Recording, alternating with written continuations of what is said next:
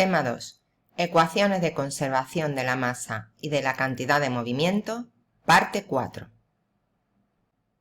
La ecuación de conservación de cantidad de movimiento no es otra cosa que la segunda ley de Newton aplicada a un volumen fluido.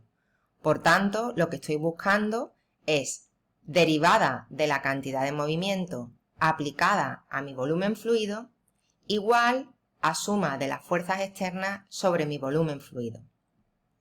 ρv es la cantidad de movimiento por unidad de volumen, multiplicando por diferencial de omega, integrando a lo largo de omega sub f y derivando, obtenemos la variación de la cantidad de movimiento en mi volumen fluido. Menos P por N son las fuerzas de presión por unidad de superficie.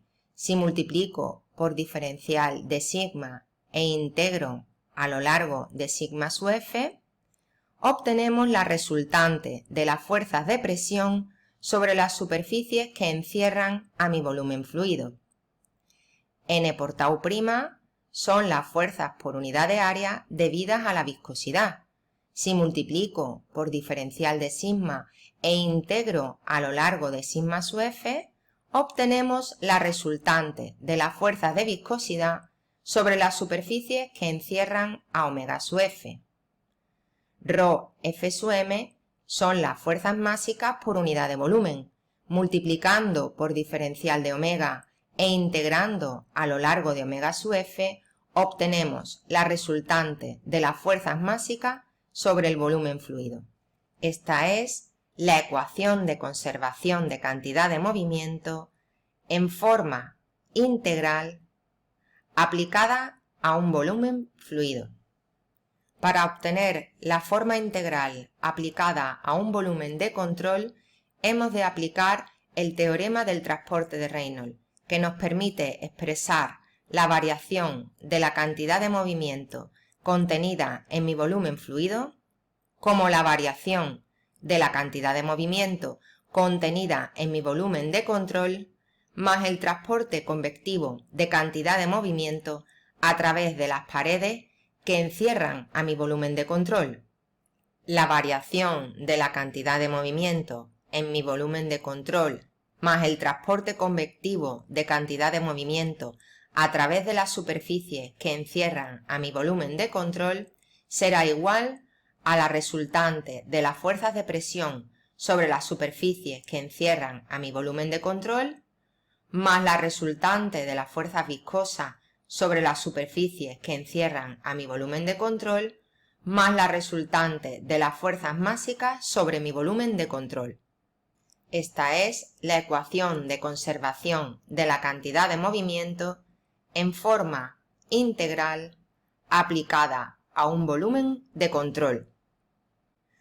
Para obtener la forma diferencial de la ecuación de conservación de la cantidad de movimiento, hemos de aplicar el teorema del transporte de Reynolds a un volumen fluido, que me permite escribir que la variación temporal de la cantidad de movimiento en mi volumen fluido más una integral de tipo convectivo es igual a la resultante de las fuerzas de presión en mi volumen fluido más la resultante de las fuerzas de viscosidad en mi volumen fluido más la resultante de las fuerzas másicas en mi volumen fluido.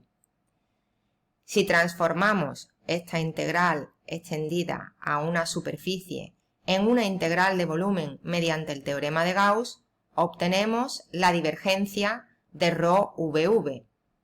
Transformando esta integral de superficie en una integral de volumen, obtenemos menos el gradiente de P. Y transformando esta integral de superficie en una de volumen, resulta la divergencia de tau'. Si la expresión anterior era válida para un volumen fluido, también lo va a ser para un volumen fluido infinitesimal. Las integrales extendidas a volúmenes fluidos infinitesimales se pueden sustituir por los valores del integrando.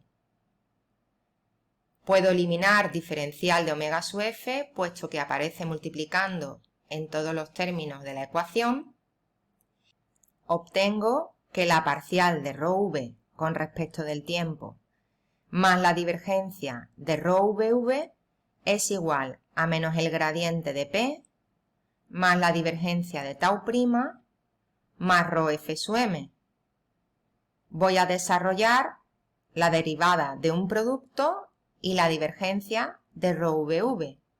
Se obtiene parcial de ρ con respecto del tiempo por v más ρ parcial de v con respecto del tiempo más divergencia de ρv por v más ρv escalarmente gradiente de v. La suma del primer y tercer término es 0, ya que no es otra cosa que la ecuación de continuidad. La suma del término 2 y del término 4 es ρ por la derivada sustancial de la velocidad con respecto del tiempo, que es menos el gradiente de la presión más la divergencia de tau' más ρF sub m. Esta es la ecuación de conservación de la cantidad de movimiento en forma diferencial. Y como podemos comprobar, se parece mucho a la segunda ley de Newton, ya que este término es muy similar a masa por aceleración, este es similar a las fuerzas de presión, este a las fuerzas de viscosidad y este a las fuerzas másicas. Derivada de la cantidad de movimiento igual a suma de las fuerzas externas. La viscosidad suele aparecer expresada en los libros de dos formas diferentes, como viscosidad dinámica y viscosidad cinemática. La viscosidad dinámica, mu, tiene unidades en el sistema internacional de pascales por segundo. También es frecuente encontrarla expresada en centipoises, donde un centipoise es 10 elevado a menos 3 pascales por segundo. La viscosidad del agua es un centipoise. La viscosidad del aire es 1,8 por 10 elevado a menos 5 pascales por segundo. La viscosidad cinemática es el resultado de dividir la viscosidad dinámica entre la densidad. Sus unidades en el sistema internacional son metros cuadrados por segundo. Es frecuente encontrarla expresada en centiestoques, donde un centiestoque es 10 elevado a menos 6 metros cuadrados partido por segundo. La densidad del agua son 1000 kilogramos por metro cúbico y la densidad del aire en condiciones normales es del orden de 1 kilogramo por metro cúbico. Estos valores hay que sabérselos. Se considera cultura general.